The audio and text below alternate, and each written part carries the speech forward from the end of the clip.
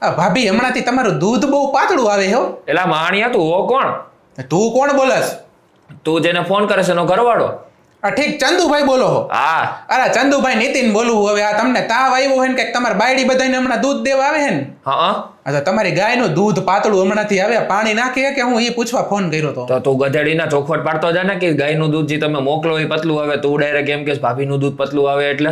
ઈ તો ઈ ભાભી હું તમારા ઘરવાળી ઈ બધું સમજી જાય બાપા. આવે એ બધું સમજે એમ ન હોય તો તારે ચોખવટ તો પાડતો જા.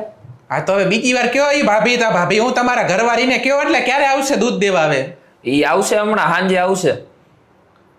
તો પછી દૂધ એ સાંજે જ આવે ને, કઈ એકલી થોડી આવે, દૂધ લઈને જ આવશે ને સાંજે. અરે દૂધ લઈને આવશે એ તો મને ખબર હે. હવે કઈક માણા જેવા થાય જો, કઈક હરકું દૂધ રાખજો તમારું.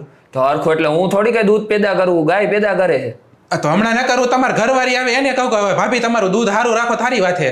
તો એ કઈ ઈ થોડી પોતાનું દૂધ દે, ગાયનું દૂધ દે હે ઈ. ભાઈ હું એમ જ કહું ગાયનું દૂધ દે, કે હું કેમ કહું કે એનું દૂધ દે? તમે હું મગજ ફેરવો ને આવી વાતો કરો તમારી બાયડીની? તો તું ચાલુ કરે છે એ રીતે હું તને કહું છું કઈ. હવે મેં ખાલી એટલું કીધું કે ભાભી તમારું દૂધ પાતળું આવે છે. તમારું એટલે તમારી ગાયનું, તમારે એટલું તો સમજવાનું હોય ને, બુદ્ધિ વગર ના હો કે હું? તો તમારે એટલે ચોખવટ પાડું ને, તમે બુદ્ધિ વગર ના હોય ને કઈ.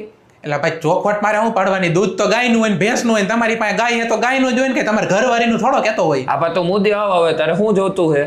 દૂધ સારું દેજો ને ઘાટું દેજો, નકર પૈસા નહીં દઉં 5 લીટરના કાલના. પૈસા હું ન દે તને, દૂધ ઘાટું મળી જાય તમારે.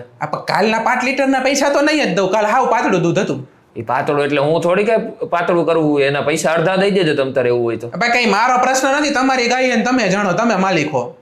એમ નો હાલે હો ભાઈ તમ તાર. તો આજે દૂધ નહીં આવે તો ભાઈ તમે આ તો ફોન મૂકી દો ને. કાલના દિન હું અડધા મહિનાનું દૂધ આવ્યું ને એને પૈસા નહીં દઉં. રાખી દો ફોન, હાલો બાય.